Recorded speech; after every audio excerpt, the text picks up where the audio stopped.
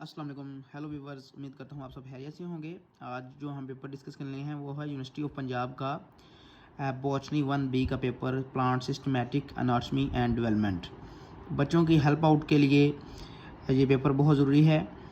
और ये पेपर जो मैंने दिया था अल्हम्दुलिल्लाह इसमें मैंने 80+ मार्क्स जो हैं वो गेन किए थे।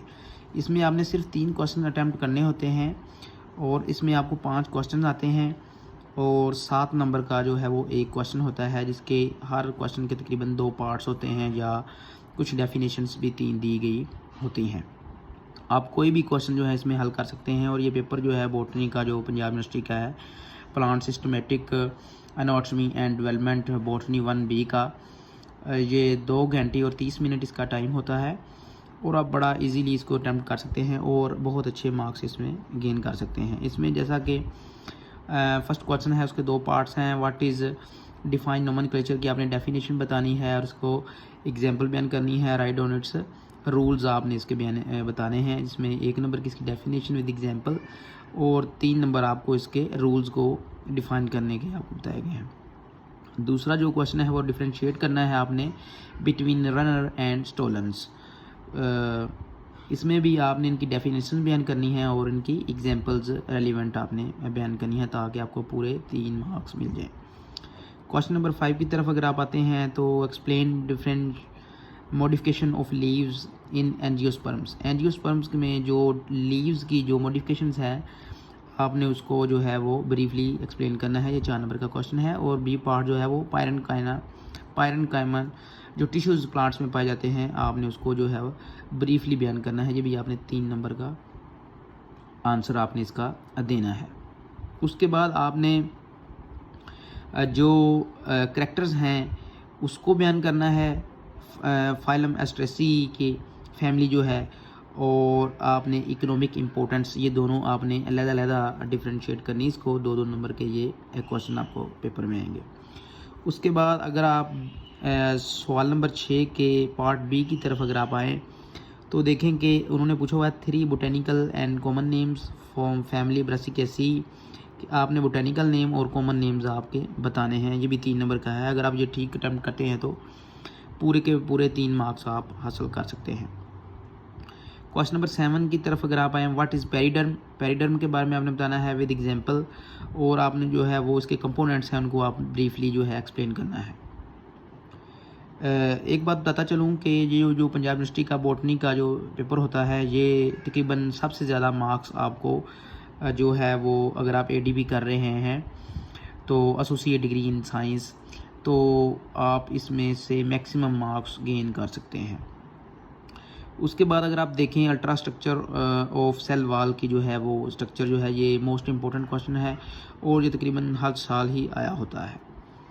अगर आप क्वेश्चन नंबर 8 की तरफ जाएं तो वहाँ उन्होंने meristem on the basis of origin and plane of divisions के बारे में बताया है। आपने क्लासीफाई करना है मेरिस्टेम को और आपने जो उसका ओरिजिन बयान करना है और उसकी डिवीजन्स जो हैं जो प्लांट्स की हैं आपने उसको एक्सप्लेन करना है।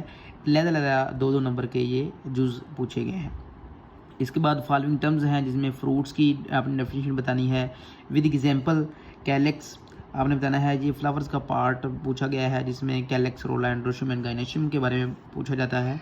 आपने सिर्फ कैलेक्स के बारे में बताना है और इसकी डेफिनेशन बतानी है और प्लाज्मोडेस्माटा बताना है। आपको बताने का मकसद ये है कि मोस्टली वो स्टूडेंट्स जिनकी हेल्प आउट हो सके, वो प्राइवेट स्टूडेंट्स हो सकते हैं या वो टीचर्स हो सकते हैं जो प्रमोशन लेना चाह रहे हैं और किसी सब्जेक्ट की वजह से प्रमोट नहीं हो रहे, या वो स्टूडेंट्स जिनके पास टाइम कम है उनकी हेल्प आउट हो सके। बेसिकली ये है कि मैंने बुक से भी 100% तैयारी की थी और मैंने टिप्स से भी ये तैयारी की थी। अगर आप टिप्स तैयार करें, जैसा कि मैं आपको टिप्स बताता हूँ, अगर ये देखें ये टिप्स जो है वो मैंने जो तैयार किया था, ये देखें 2013 का बॉटनी का BSc का, जिसमें आपने पार्ट 1 में देखें पहला ही बाइनोमियल नोमेनक्लेचर के बारे में पूछा गया है और उसकी जो है वो सिग्निफिकेंस जो है वो उन्होंने बयान कर दी। इसमें ये देखें आप क्वेश्चन आप देखें वो जेनेरिक नेम और ये टिप्स ही हैं। देखें ये जेनेरिक नेम पूछे हुए हैं, स्पेसिफिक एप्थिस और स्पीसीज़ के नेम पूछे गए हैं ये भी पेपर में क्वेश्चन देखें आया हुआ है। इस प्रकार क्लासिफिकेशन ऑफ स्टेम की पूछी गई है, मेरिट्स और डीमेरिट्स इसके बताए गए हैं, और मॉडिफिकेशन ऑफ शूट है इसमें। और अगर आप नोट करें तो इसमें से मोस्टली जो क्वेश्चंस हैं वो पेपर में जो है वो ये देखें, फैमिली जो है उसकी रोजेसी है उसके बारे में बताया गया है, और ये फ्रूट्स के जो फैमिली है उसके बारे में बताया गया है। जैसा कि ये मैं टिप्स से बताने का मकसद ये था कि अगर आप ये देखें अल्ट्रा स्ट्रक्चर और सेल वॉल, जो कि पेपर में क्वेश्चन पूछा गया है, 7 नंबर का क्वेश्चन पेपर में भी आया हुआ है, जिसमें उन्होंने टिप्स में भी उन्होंने बयान किया गया है।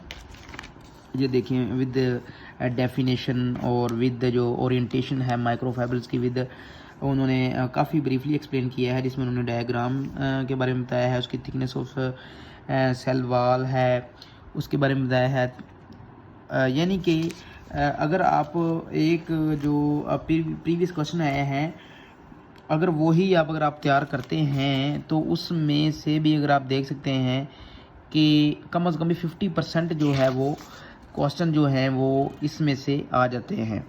ये देखें 2014 में भी बायोनोमेनोमेनोक्लेचर का क्वेश्चन है। तो बताने का मकसद ये है कि जो अगर आप तैयारी टिप्स भी करते हैं तो 50% मार्क्स जो हैं वो आप बड़े आसानी से जो है इसमें से ले सकते हैं।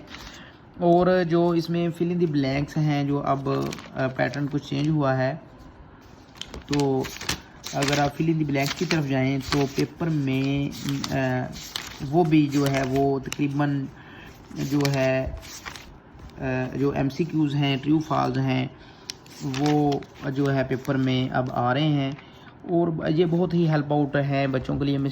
कई दफ़ा ऐसा भी हुआ है कि 100% वही MCQs आ गए हैं जो टिप्स में बताए गए थे।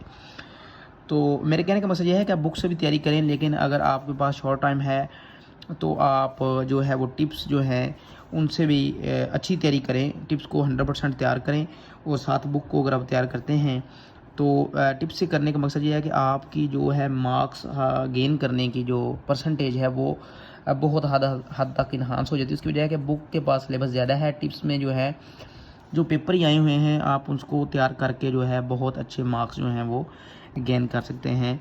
और मेरा ये मकसद ये था कि बच्चे जो हैं वो पंजाब यूनिवर्सिटी के मोस्टली उनकी सेकंड डिवीज़न भी आना मुश्किल हो जाती है, क्योंकि प्रपोर्शन के लिए अगर आपकी सेकंड डिवीज़न या फर्स्ट डिवीज़न है तो आप एलिजिबल हैं, थर्ड डिवीज़न में आप एलिजिबल नहीं होते तो आपको दोबारा जो है वो एग्ज़ाम देना पड़ेंगे।